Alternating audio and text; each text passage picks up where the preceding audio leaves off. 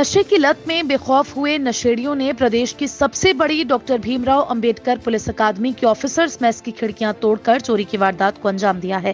Doctor Bhimrao Ambedkar police अकादमी के प्रतिसार निरीक्षक इंद्रजीत सिंह यादव द्वारा inspector civil lines Gajendra Singh को दी गई तहरीर में बताया गया कि जब सुबह मेस के कर्मचारी उठे तो देखा कि ऑफिसर्स मेस में मौजूद एक कमरे की खिड़की टूटी हुई थी।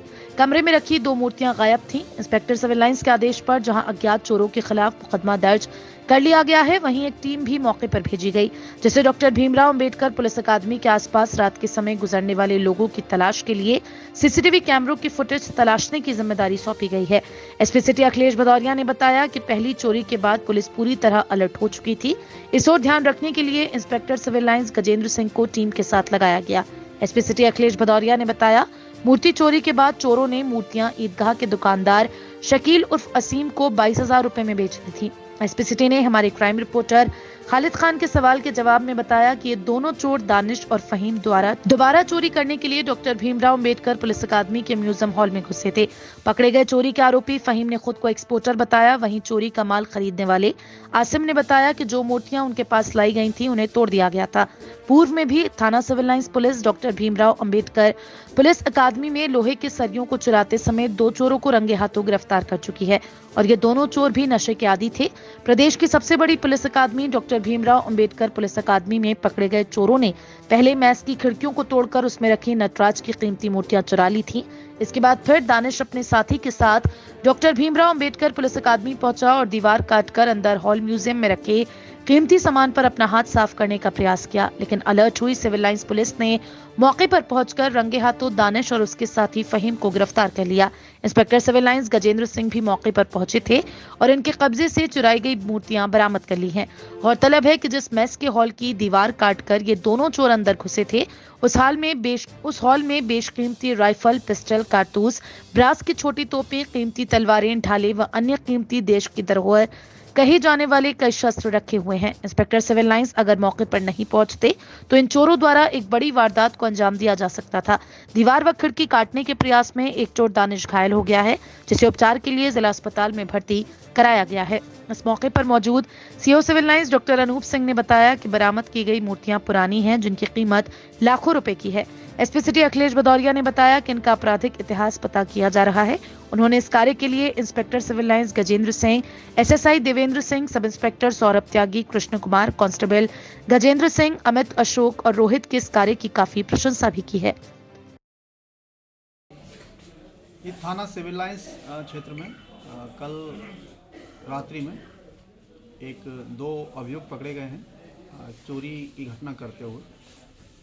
पूछताछ के दौरान पता चला कि इन्होंने इससे पहले भी 1 दिन पहले भी एक घटना की थी, जिसके संबंध में थाना सिविल लाइंस पर 7 फरवरी को एक अभियोग पंजीकृत हुआ था चोरी का, जिसमें एक पीली धातु की 2 कीमती मूर्तियां थी जो चोरी हुई थी।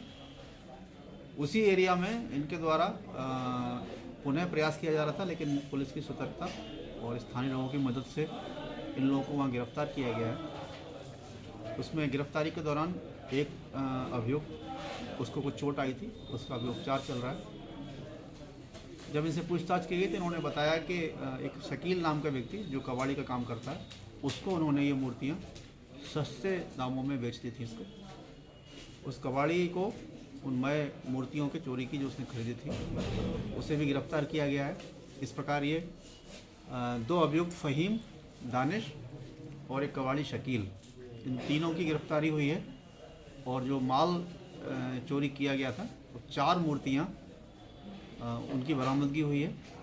इस प्रकार ये महत्वपूर्ण सफलता थाना सिविल लाइंस पुलिस को और क्षेत्राधिकारी सिविल लाइंस के सुपरविजन में मुरादाबाद पुलिस को मिली है। इसके लिए उनको बहुत बहुत बधाई दी जाती है। सर, कहाँ से चोरी की थी? ये जो हमारा पुलिस एकेडमी परिसर है, इस परिसर में ही इन्होंने चोरी की थी। इन्होंने बाउंड्री फांद के रात में उसकी खिड़की से प्रवेश करके वहाँ से 2 मूर्तियों की चोरी की थी।